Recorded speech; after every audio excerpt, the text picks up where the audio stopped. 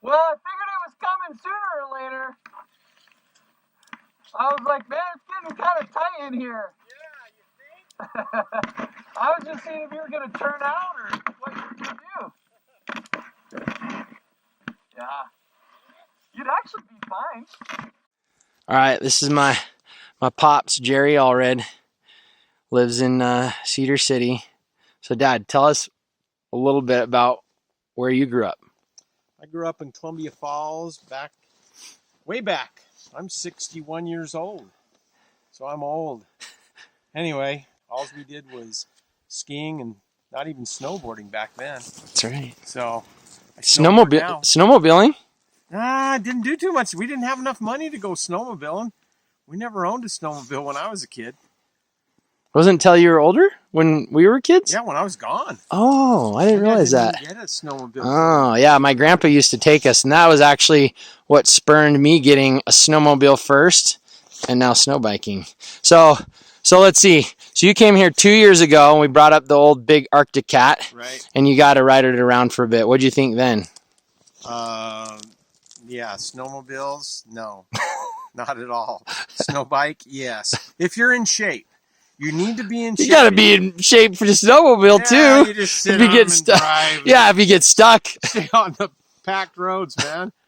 That's all you do. No, this is awesome. This is the only way to go if you're going to be in the snow, is with a snow bike. Because there's really very few places you can go, which is really fun.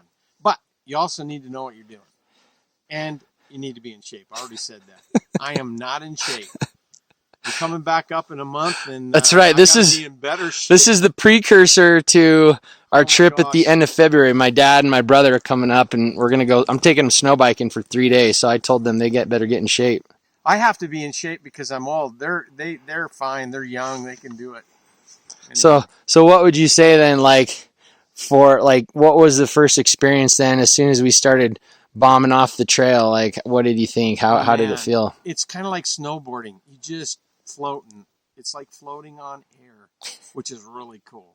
That's what I love about snowboarding. Would never go. Like I say, it's snowboarding with a motor. Right.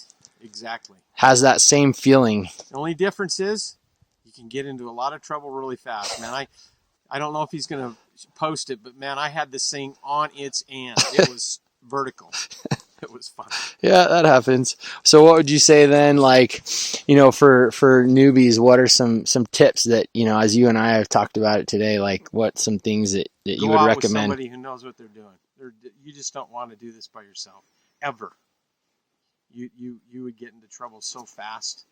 Or if you do go by yourself, it's kind of boring because if you don't want to really get off and get too hardcore. So right, yeah. And I mean, what about as you saw, when you got stuck in the tree and how easy it was really to get out with two people.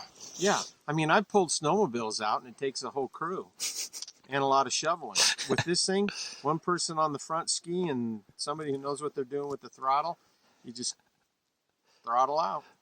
Throttle out. That's right. That's the term. When in doubt, throttle out. Yeah, well, not the way I was doing it. I was digging a hole. It's all right, man. I learned a good lesson about that real quick. That's right. What do you think about just the bike and the power? Oh, man. So this is a 120 ski? No, it's the 120 timber sled kit. So the track's 120. 120? Yeah. Yeah, I like that. I mean, yeah, the bigger. This is the one sled. He was riding the 137 as well. This is Matt's. I like it. It's a big bike. It's a long bike, but yeah, I think for me, I'd like to get the 350. Yeah. Like you said, maybe the 129. Yeah, the 129 is a good. It's a good mix of both. Right. Bigger paddles, like you said. The 3-inch paddles. You don't have to get that. You can just get these kind of paddles as well, which are fine. Plenty. Really? Plenty. Yeah. I guess the bigger paddle, the deeper the hole. That is true. Yeah, the 3 inches for the climbing and all that. But the one thing I learned is you don't want to wear too many clothes. And we got here and he's like, "Oh, I forgot my sweat or your other pants." And I was like, "All you need is one layer, a base layer, and a thin layer at that." He was going to put his jeans on, and even then, you're wearing a jacket. What are you wearing underneath that? Like a sweater? Just just a sweater. Yeah, and you were probably a little warm when we were digging it was out. warm, but it's fine. I mean, it wasn't too bad. Yeah. It's just bad when you get stuck and you have to work. So, you sweat. so your recommendation before you go out is get in shape, better shape. Yeah, that was a rude awakening. But getting in shape is so easy, you know. Yeah, exactly. You know, get in shape. You just go snowbiking. Right. If you go 3 days a week, that's all you need to do. That's right. That's what That's what you should do. Yeah, Matt, just 3 days a week. We don't need a gym membership, just 3 days a week. Heck yeah, man. Just drive your bike and get it stuck somewhere and work on that every day. 3 days a week. You get you some good cardio training. Oh, man. What else? What did you think like driving on the trail?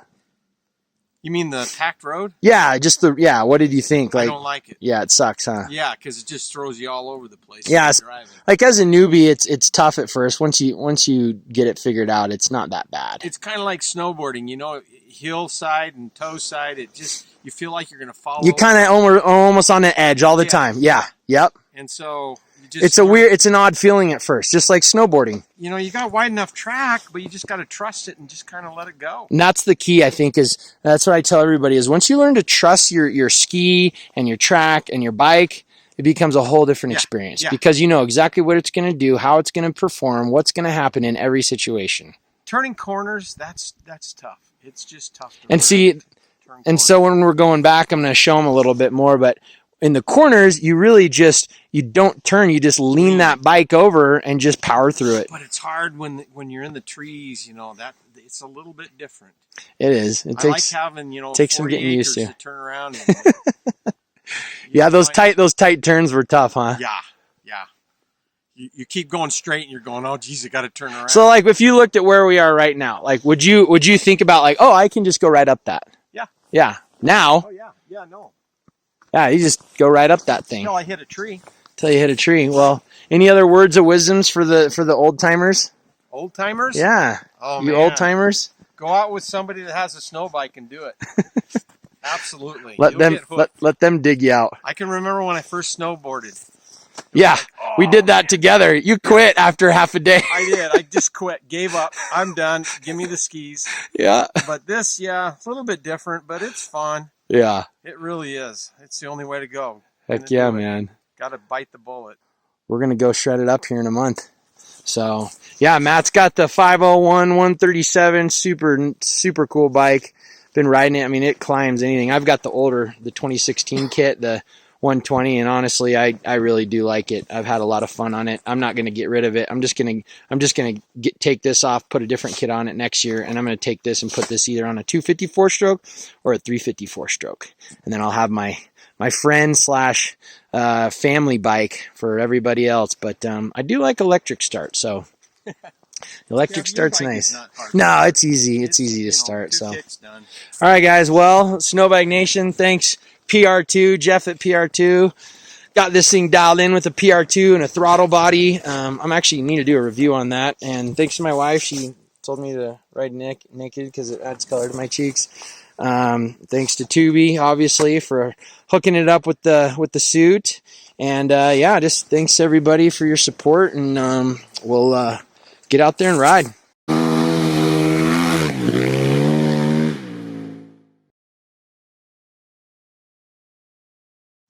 So Dad decided to hit the tree he has this big opening here, and he hits the tree. So we're just gonna cut it down because otherwise it's gonna be really difficult to get it out of here. So this will be easy. Cut it, push it, stand the bike up, on our way. Chainsaw works good. Makes quick work of that. Allows you to get down where it's really, really hard area, just get her done.